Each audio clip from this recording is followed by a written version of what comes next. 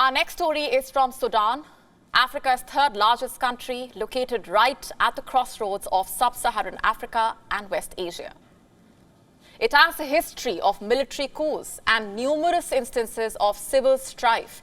And as I speak, it is in the grip of yet another spell of unrest. Have a look at these images. They are from Khartoum, Sudan's national capital. They show an explosion. It unfolded on Tuesday during a live television broadcast. Have a look. ربما وغيرها يتم الحديث ربما عن إمكان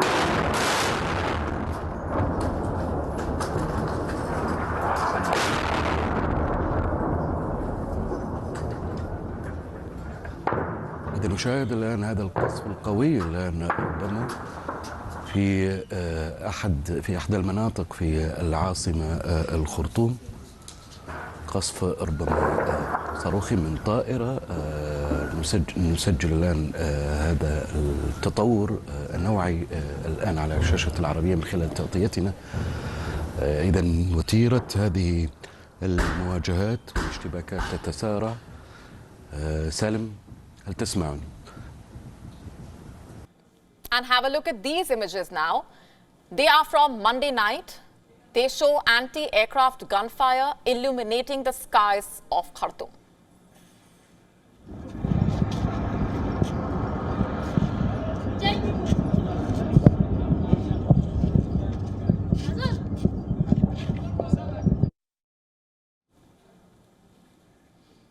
And look at these visuals now.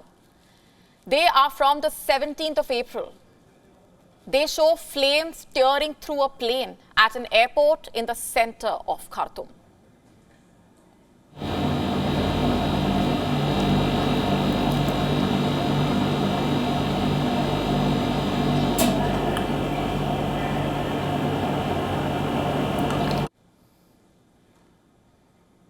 What is all this about? What exactly is going on? Why is there unrest in Sudan? Well, at the heart of these clashes are two men. Sudan's military leader, Abdel Fattah al-Burhan, and the commander of the paramilitary Rapid Support Forces, Mohammed Hamdan Dagalo. You see, until recently, they were allies. They worked together to topple the ousted Sudanese leader, Omar al-Bashir. But now things have changed, and they are involved in a bitter power tussle, a power struggle and an existential fight for dominance. And why is that? Let me break it down for you. You see, ever since the coup in 2021, the RSF, led by General Dagalo, has worked alongside the Sudanese army to help keep the military in power. However, tensions arose during negotiations to integrate the RSF into the country's military as part of the plans to restore the civilian rule. There were differences on who would be subordinate to whom under this new hierarchy. What would things look like? And this led to clashes between the followers of both the leaders. These clashes have now culminated into a civil war of sorts. For the last 3 days, sounds of gunshots have been ringing across the city as huge fires engulf several parts. Over 185 people have lost their lives as a result of the unrest. At least 1,800 have been injured since the fighting started. 1,800.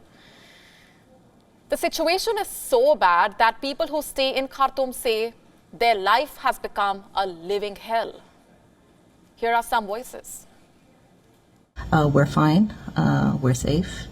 The power has been out. That was something. You know, it's like, I don't even know what it is anymore. Is it a rocket-propelled grenade? Is that a military strike? I don't even know. Yesterday morning, around like 9 or so, it sounded like there was a thunderstorm of sorts.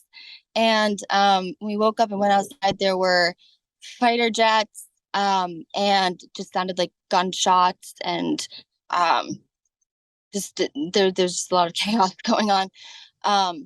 and there's like smoke Now everywhere. I'm staying in my home. The situation in the morning is very bad, but now the situation is coming normal. But outside the road, all the market closed, everything is closed, and the electricity cutting from yesterday until now, and no water, no electricity, many trucks and many soldiers. We will see many like helicopter. Now all the people outside is afraid. Now I'm talking to you and I hear many sound of the gun near to my house. So you know what's happening. You know why it's happening. Let's now tell you why this unrest concerns India. You see, a huge number of foreign nationals are stuck in Sudan due to this unrest. This includes a significant number of Indians as well. As per our estimates, there are at least 3,000 Indians living in Sudan. Most of them are unable to venture out due to the fighting. And if I speak of specific instances, there are around 31 tribals from Karnataka who are stuck there with their supplies of food and water running out.